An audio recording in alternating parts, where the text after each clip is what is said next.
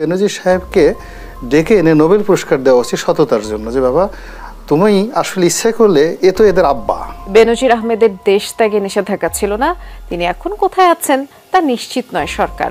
সাবেক সেনা ও পুলিশ প্রধান আজিজ আহমেদ এবং বেনজির আহমেদের দুর্নীতি আইন শৃঙ্খলা বাহিনীর ভাবমূর্তি ও দেশের সুনাম নষ্ট করেছে। দোষ করেছে কি না দোষ করেছে সেগুলো আমাদের কাছে এখনো কোনো তথ্য নেই। আমরা এগুলি তদন্ত করছেন, তদন্তের পরে এগুলি জানা যাবে তিনি দোষী না নির্দোষী না কিংবা কত পরিমাণ অর্থ বানিয়েছেন, কর ফাঁকি দিয়েছেন। এই সময় পার করছে, আর এই সময়টা তৈরি করেছে এই সরকার, এই আওয়ামী লীগের সরকার।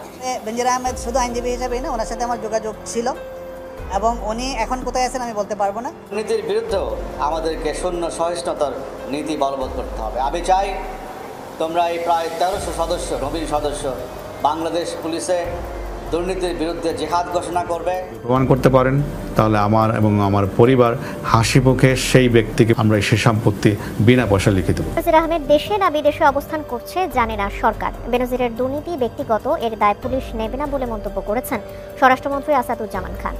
দুপুরে ঢাকা বিশ্ববিদ্যালয়ে ছাত্রলীগ আয়োজিত বঙ্গবন্ধু বিষয়ক বক্তৃতা প্রতিযোগিতায় এসব মন্তব্য করেন তিনি। ব্যক্তিগত ব্যাপার, পুলিশ বাহিনী আমার পুলিশ বাহিনী অনেক ভালো কাজ করছেন, তাকে তো এখনো আমরা নিষেধাজ্ঞা দেইনি। সে নিষেধাজ্ঞার আগে চলে যেয়ে থাকে, আমি এখনো কিন্তু সঠিক জানি না সে আছে কিনা চলে গিয়েছে। আমাকে জেনে কথা বলতে হবে। এখন কোথায় যে আপনি আপনাকে আপনার সম্পর্কে আবার আমাদের প্রধান, আমাদের আইন শৃঙ্খলা বাহিনী, আমাদের হোম প্রধান বলছেন তার সম্পর্কে আমি কিছু জানি না। তো রাষ্ট্র কিছুই জানে না, যেটা রাষ্ট্র আছে। এখন আমাদের পত্রিকা খুললে আপনি লুট আর লুট আর লুট ছাড়া কিচ্ছু পাবেন না। অদ্ভুত। তারপর কারা লুট? অবশ্য মির্জা ফখরুলের এমন দাবি উড়িয়ে দিয়েছেন আওয়ামী লীগ সাধারণ সম্পাদক। দুপুরে ধানমন্ডিতে সংবাদ সম্মেলনে ওবায়দুল কাদের বলেন, এদেশে অর্থ পাচারের সংস্কৃতি শুরুই করে বিএনপি। বেনজিরের বিচার হবে, এর কোনো ব্যত্যয় হবে না বলেও সাফ জানান আওয়ামী লীগ সাধারণ সম্পাদক। আজকে বড় বড় কথা বলেন ফখরুল সাহেবরা, বিএনপি আমলে কি একটা দুর্নীতির কেস তারা নিজেদের দলের লোকলে ধরেছেন?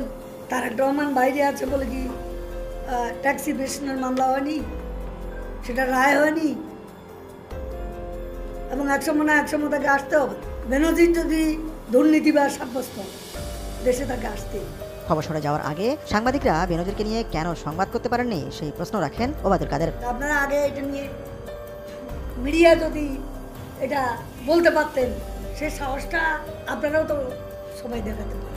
সাবেক সেনা ও পুলিশ প্রধান আজিজ আহমেদ এবং বেনজির আহমেদের দুর্নীতি আইন শৃঙ্খলা বাহিনীর ভাবমূর্তি ও দেশের সুনাম নষ্ট করেছে বলে মন্তব্য করেছেন বিএনপি মহাসচিব মির্জা ফখরুল ইসলাম আলমগীর।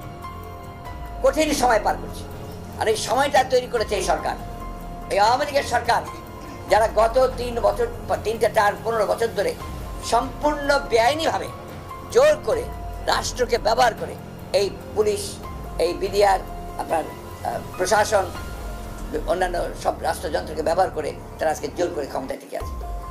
ভোট দেয় না কেন?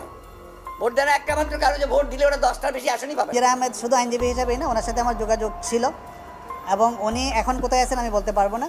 ওনার সাথে আমার যেটুকু যোগাযোগ হয়েছে সেটা হচ্ছে যে যেহেতু ওনার বিরুদ্ধে একটা অভিযোগ আছে এবং দুদক ইনকোয়ারি করছে, ওনার সম্পত্তি বাজেয়াপ্ত হয়েছে, সুতরাং উনি আইনগত ব্যবস্থাগুলি নেবেন। যেহেতু উনি এই দেশেরই সিটিজেন, তার আইনগত অধিকার আছে এগুলিকে ডিফেন্ড করার, এবং উনি যথাযথভাবে ডিফেন্ড করবেন। এবং এখন যেহেতু ইনকোয়ারি হচ্ছে, এখন পর্যন্ত কিন্তু কোনো মামলা নেই, সুতরাং যেহেতু ওনার বিরুদ্ধে কোনো মামলা নেই, আমি ওনার আইনজীবী হিসাবে কোনো ওকালতনামা বা উপরের আদালতে যাওয়ার জন্য এখন পর্যন্ত কোনো ইনস্ট্রাকশন আমার কাছে নেই। মামলাটা বিচারাধীন, ইনকোয়ারি চলতেছে, দুদক থেকে ইনকোয়ারি চলতেছে, সুতরাং এই ব্যাপারে আমার মন্তব্য করা ঠিক হবে না। ওনার নিশ্চয়ই ডিফেন্স আছে, উনি ডিফেন্স দিবেন। একজন কিন্তু সম্পত্তি তার কোম্পানির নামে করেছে, কোম্পানির নামে সম্পত্তি অর্জন করতে পারে, এখন ওনার ডিফেন্স ছাড়া এই ব্যাপারে কোনো মন্তব্য করা। আমরা তো প্রতিনিয়তই মামলা করতেছি, অনেকের বেলায়ই নেওয়া হয়েছে, ইনকোয়ারিকালীন সময়ে অ্যাটাচমেন্ট এবং হয়েছে, এবং আদালত যেটা করে থাকে এইসব ক্ষেত্রে আমরা বলেছি, আমি অনেক ইন্টারভিউতে এটা বলেছি যে আদালত এখানে যার প্রপার্টি অ্যাটাচ করা হয়েছে তার বিষয়টা বিবেচনা করে যদি তার প্রয়োজনীয়তা থাকে, সেক্ষেত্রে কিন্তু পুরাটা না হলেও অন্তত আংশিক হলেও অ্যাটাচমেন্ট ফ্রি করে দেওয়ার নজিরও এখানে। বেনজির সাহেবকে ডেকে এনে নোবেল পুরস্কার দেওয়া উচিত সততার জন্য, যে বাবা তুমি আসলে ইচ্ছা করলে এ তো এদের আব্বা। এই যে বেনজির সাহেব যখন যে 4জন লোক আসছে, বেনজির সাহেবের এত ক্ষমতা ছিল, বেনজির সাহেব যদি তাদেরকে ডেকে রুমের মধ্যে আটকে বলতো আমার আব্বা ডাকো, এই 4জন লোক সবাই তার আব্বা। এই যে সরকার সাধ্যমতো চেষ্টা করছে দুর্নীতিবাজদের সরিয়ে দিতে, সাধুবাদ কি জানাবেন?